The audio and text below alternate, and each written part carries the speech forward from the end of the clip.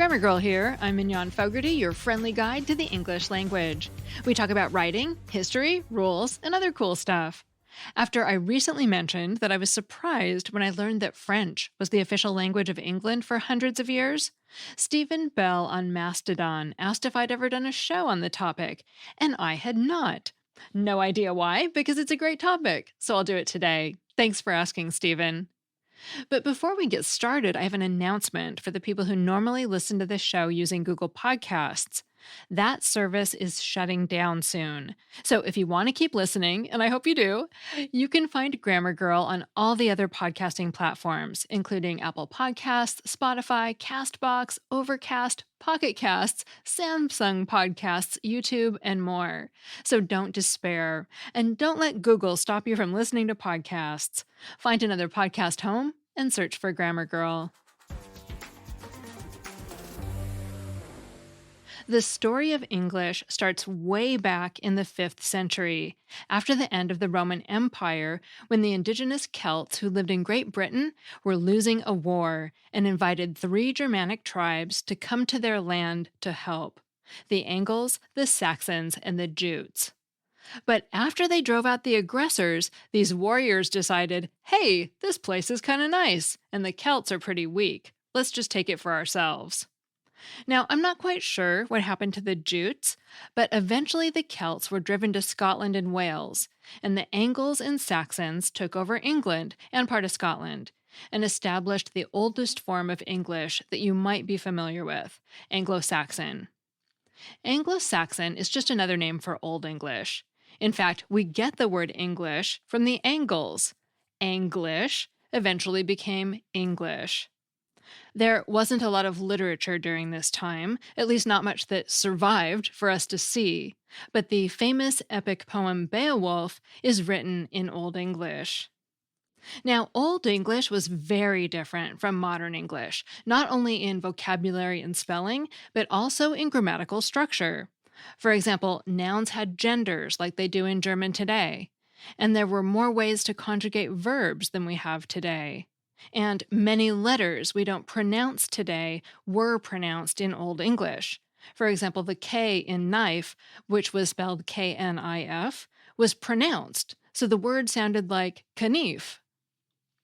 Although people speaking other languages did exist in England before the Angles and Saxons conquered the region, these Anglo-Saxons stuck with their own language and didn't adopt very many words from these predecessors. In fact, very few English words are derived from Celtic. Although, according to the book The Adventure of English, the Celtic language did survive as Gaelic among the people who were pushed out of England to Wales, Cornwall, and the north of Scotland. Yet, supposedly, no more than 24 words were recruited from Celtic to English, and many of them describe landscape features, such as the word crag, meaning a steep, rugged rock.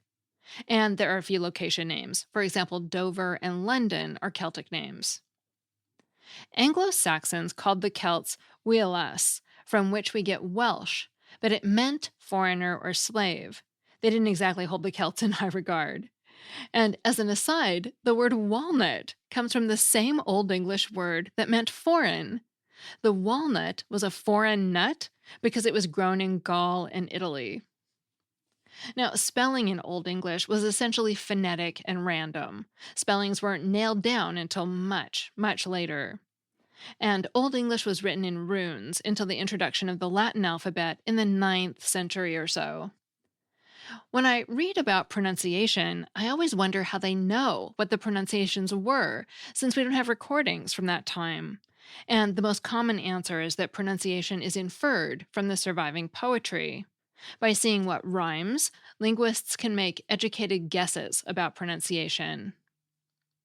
Many of our common, simple, guttural-sounding words in English today came from Old English.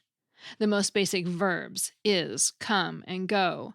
Words for relationships, son, daughter, and friend. Words for animals, horse, cow, and fish. Words for body parts, eyes, ears, mouth, and nose. Words that describe daily living, house, home, drink, plow, wood, field, day, night, and sun, and so on. Again, according to the Adventure of English, almost all of the 100 most words in English come from Old English.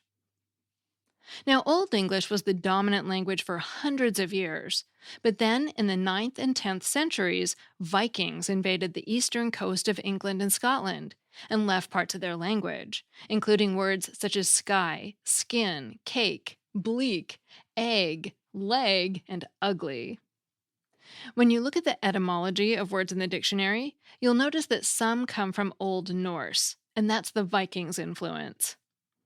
And next, what may be the most important event in the development of English happened in 1066, the Norman Conquest. In 1066, the King of England died, King Edward, and multiple people had some sort of claim on the throne. Others also attacked, but William, Duke of Normandy, invaded with a French army and won, bringing the French language to England with him, and he became known as William the Conqueror. The Latin alphabet had completely replaced runes by this time, and this period roughly marks the transition from Old English to Middle English. Now, although the common people continued to speak some form of English, and English retained some of its vestigial official uses, the official language of England essentially became Norman French. William had installed Normans in almost all the upper-class positions in the country, and the government was run in French. They spoke French at court, and I believe the clerics mainly spoke French. So although the common people still spoke English, everyone who was anyone, so to say, spoke French.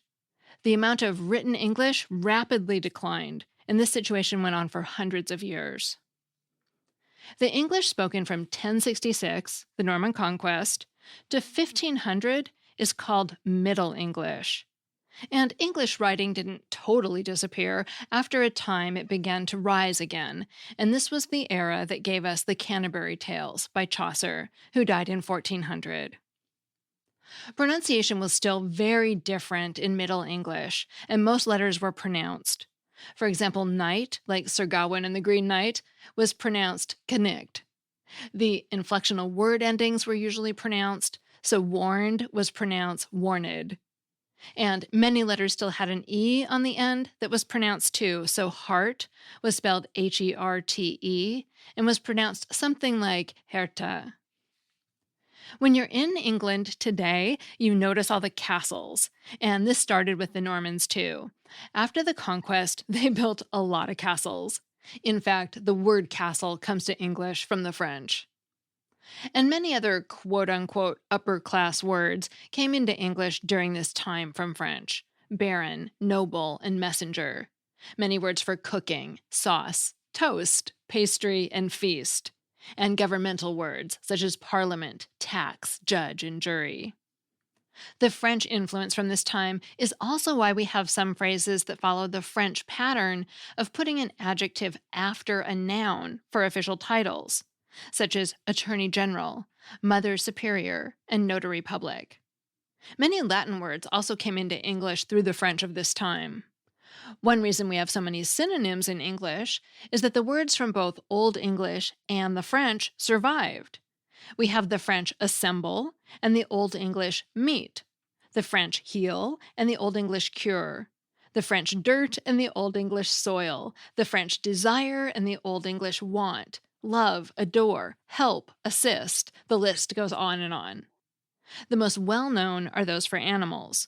The commoners working on the farms had one word for them: calf, pig, chicken, and deer. And the nobles, eating them at their fancy feasts, had other words for them: veal, pork, poultry, and venison.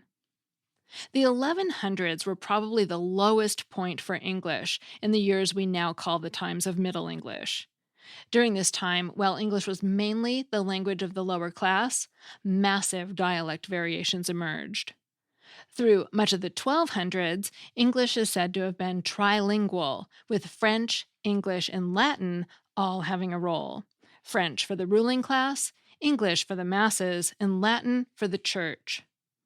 Then came the Black Death.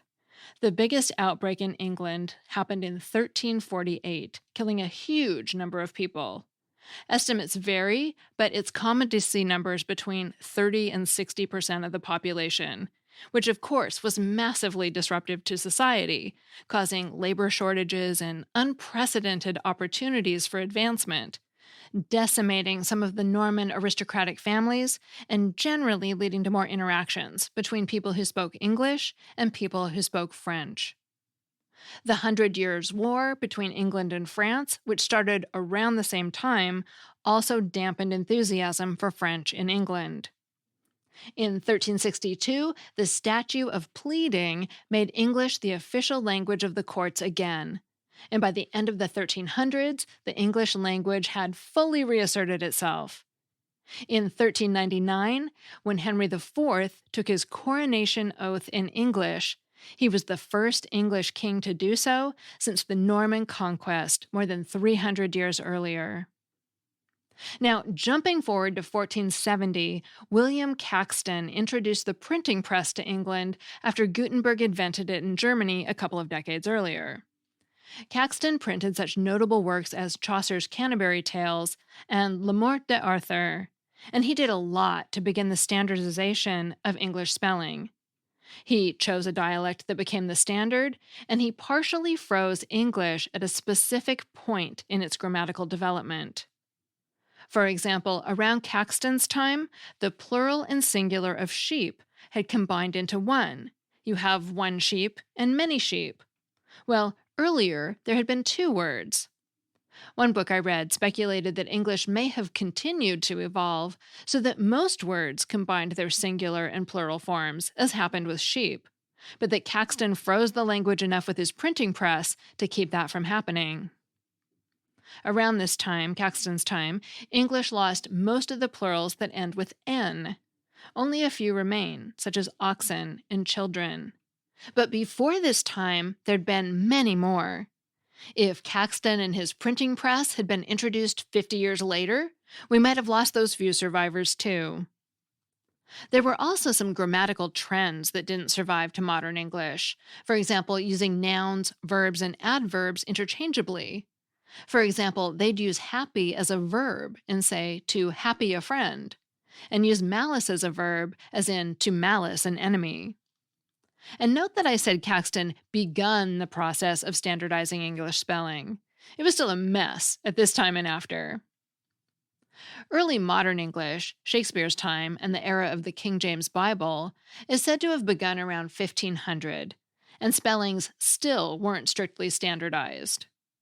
Another important event in English came around 1522, when William Tyndale began translating the Bible directly from Greek and Hebrew into English, an act for which he was persecuted, driven from England, prosecuted, and eventually burned at the stake. The church viewed having the Bible available in the language of the people as a threat, and Tyndale ticked off King Henry VIII by issuing writings opposing his divorce. He had a great flair for words, though, and his translation included many sayings we still use today, including the powers that be, filthy lucre, gave up the ghost, the salt of the earth, and my brother's keeper. Showing his hypocrisy, despite having Tyndale put to death for making an English translation of the Bible, Henry VIII authorized an English Bible very soon after Tyndale's death, I think maybe days after. And in 1539, the Great Bible, written in English by Coverdale and largely based on Tyndale's Bible, was released, not only spreading the good word, but more important for our purposes today, spreading written English. And much of the King James Bible, published in 1611, is also said to have come from Tyndale's translation. Tyndale was a big deal. And with printed books around, people started to think about language more than they had in the past. They began inventing new words at a rapid pace. By 1553, people were inventing so many words, a philosophical battle broke out that lasted more than 100 years, called the inkhorn controversy. An inkhorn was literally a horn used to hold ink for writing. Some people were creating fancy-sounding words, largely from Latin, like there was no tomorrow, and another contingent thought this was pompous puffery. These new terms were called inkhorn terms. Some of them survived, and you wouldn't think twice about using them today, and others didn't make it and sound very odd. Some survivors, remember these were vehemently objected to, are capacity, celebrate, exaggerate, extol, dexterity, fertile, native, confidence, and relinquish. Some that didn't survive were demit, meaning to send away, incompossible, meaning incapable of coexisting, and temulant, meaning drunk. Despite the earlier best efforts of Caxton, spelling was still something of a free-for-all in the early 1600s. For example, Richard Nordquist, the curator of the grammar page at About.com, noted that if you'd been around in 1600 to send holiday greetings to Shakespeare, you might have spelled merry, as in God rest ye merry gentlemen, in any of 30 different ways. The introduction of the first English dictionaries in the mid-1600s, and ultimately the first definitive English dictionary by Samuel Johnson in 1755, made further gains toward standardizing English spelling. Around 1650, there was political upheaval in Britain again, followed by a period of stability, and this year is generally considered to mark the beginning of modern English. And at the same time, throughout the 1600s, Britain started settling America, sowing the seeds for the creation of American English. And that is a very brief history of the English language.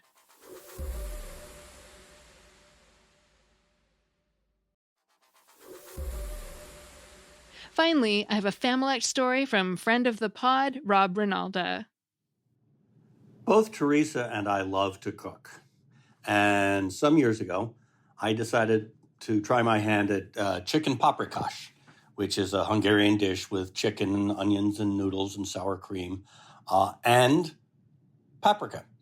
And for this dish, you use hot Hungarian paprika.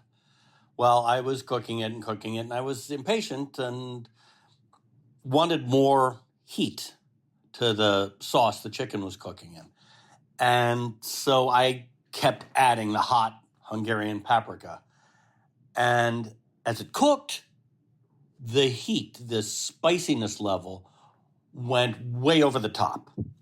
So I thought maybe I could salvage it with more sour cream, which we didn't have, or more noodles or whatever. So I put it away, put it into the refrigerator with a note that said, "Do not eat the killer death meat."